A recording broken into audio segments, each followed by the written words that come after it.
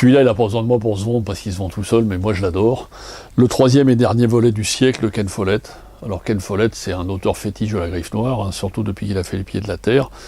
Là, il nous a réalisé en 7 ans une trilogie de plus de 3000 pages sur l'histoire du siècle à travers 5 familles. Ça démarre en 1911 jusqu'à 1989, la chute du mur, avec une petite aparté en 2008 pendant l'élection d'Obama.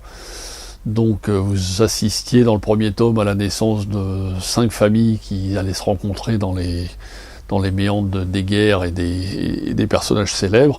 Et là, c'est l'histoire des descendants, ça commence le troisième tome aux années 60. Ce qui est plus intéressant dans les deux autres, c'est qu'ils mélangent beaucoup plus les personnages avec les personnages réels de la vie, notamment Kennedy, Castro et Khrouchtchev. Et donc on est vraiment au cœur du système politique de l'époque. Donc c'est vraiment les Black Panthers, Martin Luther King, l'assassinat de Kennedy. Et donc tous ces personnages fictifs sont vraiment confrontés directement aux grands problèmes contemporains, notamment la chute du mur, de la construction du mur de 1963.